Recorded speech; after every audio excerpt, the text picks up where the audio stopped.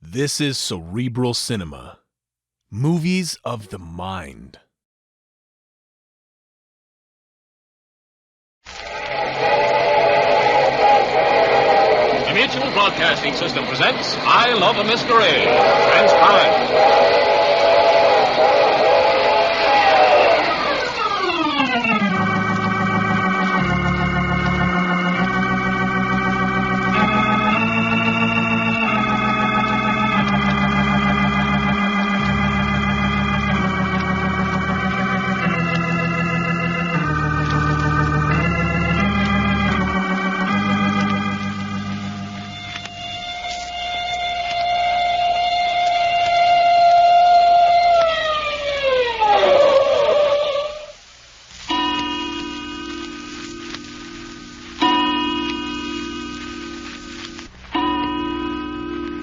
Doggone, don't we get ourselves in the most expensive places? Looky, Jack. Looky, Reggie. Silk sheets, even. All right, silk sheets. So what? So I'm a-going to sleep between silk sheets for the first time in my life. Honest to my grandma, fellers, if my cousin Winnie Mae could see me now. What makes you think we're going to be here long enough to sleep between any kind of sheets? What you mean? We've been brought here, ain't we? I still think there's been some mistake. I say, Jack, what's that? Oh, where have you been? Oh, prowling a bit.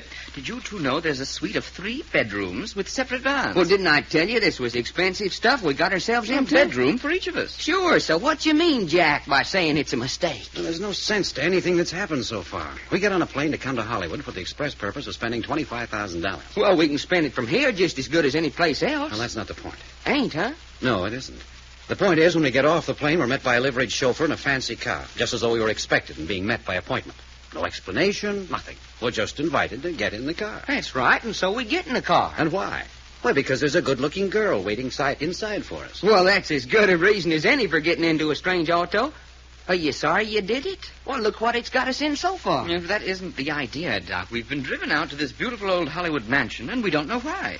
All we know is that this is the home of Randolph Martin. Yeah, whoever he is. And that these are to be our quarters, and the dinner will be served at 7. Hey, well, we know the name of the little old honeypot who met us at the airport. Fay Martin. Does that mean anything to you? No, of course not. Except I like knowing it. Why? Because I think I'm going to like Fay when we get to know each other better. You're out of your class, Doc. What you mean, out of my class? If this house is any indication, the Martins are not only wallowing in money, but they're overflowing with the refinements and niceties of an old family. Aristocrats? If you look about, you see signs of the family tree almost everywhere. You mean we're going to be high-hatted? What happened in the car on the way out here? Huh? Well, what you mean, what happened? Why, the minute we began asking Miss Fay Martin questions, she froze solid. Yeah, only I just thought she was kind of nervous on account of us being strangers. Besides, you don't think I ain't man enough to unfreeze her. Well, you still don't get it, Doc. She was the little princess keeping the village yokels in their place. Well, then what'd we come for? Oh, see here now. No, Doc. sir. I'll be doggone if I'll stay around folks who don't think I'm as good as they are. All right, Doc, relax, will you?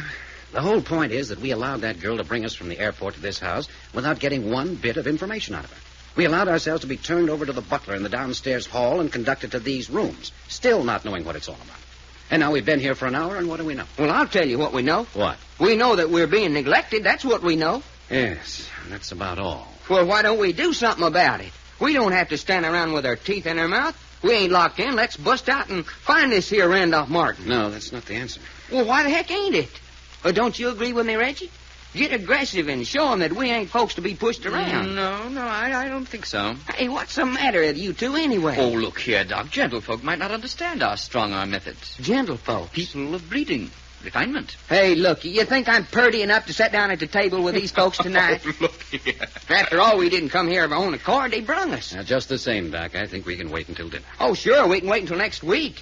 But that ain't spending none of that $25,000 reward money we'd come to Hollywood to spend. But we're bound to meet the whole family at dinner, and then the reason for our being here, if there is a reason, will come out. I say, who is this Randolph Martin, anyway? I never heard of him. You, Jack? No, he can't be anyone. Oh, someone showing some signs of interest. Well, how doggone gracious of him not to forget us completely. I get it. Hello. Oh, good evening. I'm Jack Packard. Look. Somebody slashed me. Slashed you? Yes. Here, on my arm. Here, let me see that. Now, maybe you better come in here. Yes, I guess maybe I'd better. You're bleeding all over the carpet. Come into the bathroom and hold your arm over the basin. All right. Reggie, close the door. Quiet. I say, Doc, did you see that? Yeah, what's going on here? What's she mean somebody slashed her? Well, she was valley well bleeding. Well, who do you heck suppose she is? Oh, Doc, Yeah? bring me some iodine and cotton and some adhesive tape out of my bag. Okay, coming right up. It isn't really very much of a cut. About an inch long, not too deep. Now, how'd it happen? They did it. They? Yes. I was walking down the hall, and I felt a kind of sharp sting on my arm. I looked at it quick, and it was all bloody. This happened just now out in the hall? Yes. Who was out there with you? I turned around real quick, but there wasn't anybody. Here's the stuff you wanted. No, thanks. It don't amount to much with blood washed off. How'd it happen? They did it. Well, you keep saying they. Who are they? I don't know. They just won't let me alone, is all I know. Yeah? Well, what they bothering you for? I don't know. I think they're trying to kill me. Kill you? Hey, wait a minute. What did anybody want to kill a nice girl like you for? I don't know. Now, then, this might sting a little. I'm pouring iodine in the cut. I don't mind pain. Good girl. There it is. Now, a little cotton and some adhesive tape, and you're all well again. Now, look here, Jack. Didn't you hear her say someone's trying to kill her? Yes, I heard her. Do you mind telling us your name? I'm Cherry Martin. Cherry, huh? It's really Charity. But nobody calls me that. Then you must be the sister of Fay Martin who met us at the airport. Yes. She likes Faye best, but her name's really Faith. There you are. Now come out in the other room. You're still pretty much upset. No. I'm not upset. Well, then why that fearful whisper? I'm afraid they'll hear me. Please sit down. No. No, I mustn't. I must go now. Let's see here. I think you should sit down and tell us about this if you're in danger. That must be the reason why we're here. Yes, that's part of the reason. But I must go now. But ain't you scared to go out in that hall? If somebody got through just slashing your arm, ain't he liable to do it again? Yes. Then why not stay here where we can look out for you? No. I mustn't stay. Well, why? I just mustn't. That's all. Would you like someone to walk to your room with you? No. I'm all right. Oh, yes, I almost forgot. Hope is my other sister. I see. Faith, Hope, and Charity. Yes. She's the one who's in the worst danger. Hope and my brother Job. Your sister Hope and your brother Job are in the worst danger. Yes. From what? From whom? I don't know. But they do. I'll see you at dinner. Well, smack me for a baby. What goes on? Well, now things are beginning to make sense. The reason for our being here begins to emerge. Danger, murder, fear. In this house? There's your blue-blooded aristocracy you fellas was holding your breath over. Oh, it's more apparent than ever, don't you think, Jack? I mean to say the exquisite refinement of that girl's face.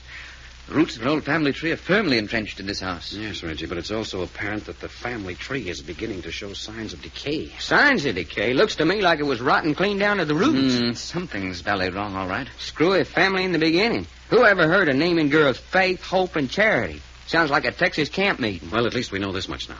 There are 3 sisters who've gone to the names of Fay, Hope, and Cherry.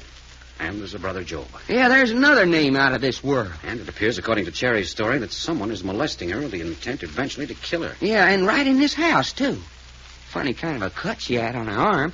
What kind of a knife would make a thin, long cut like that? Oh, doctor's scalpel, safety razor blade. I say, that's exactly what it looked like, a safety razor blade cut. Yeah, but who's going around murdering folks with an old safety razor blade? What do you do with your old safety razor blades? But this must be pretty doggone serious, Jack.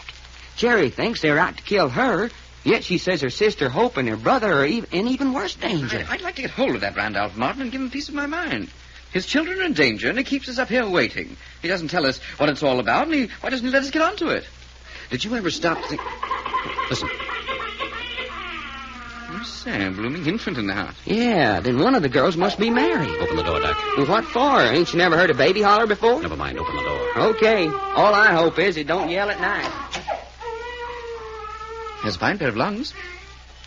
Stuffed a nipple in its mouth or something. Jack, I say, come on, what are we waiting for? Here's the stairs. And there she is lying down at the foot. Come on. Oh, doggone. Here, wait a minute. Straighten her out. Well, hey, it's Cherry. Is she dead? No, she's not dead. No, I'm not dead. Well, hey, she's conscious. And after a tumble down all them stairs. All right, what is it this time? Oh, hey. Well, why are you all standing there gaping? What is it? Your daughter just fell downstairs. My granddaughter, you mean. Is she hurt? No. No, I'm not hurt. Falling downstairs. I didn't fall. Somebody pushed me. Hey, they did? What's that bandage on your arm? Somebody slashed me. Can you stand? Yes, I think so. Then get to your feet. Here, let me help you. There you are. Thank you.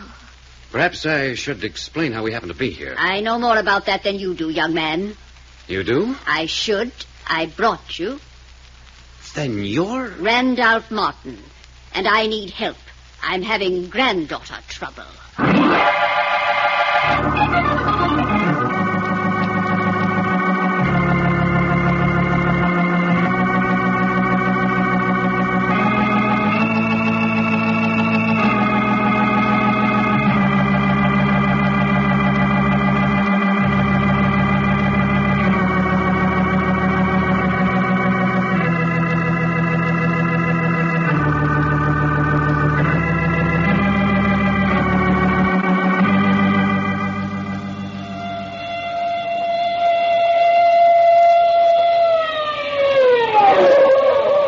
The further transcribed adventures of Jack, Doc, and Reggie will come to you tomorrow at this same hour. Cerebral Cinema hopes you have enjoyed this movie of the mind.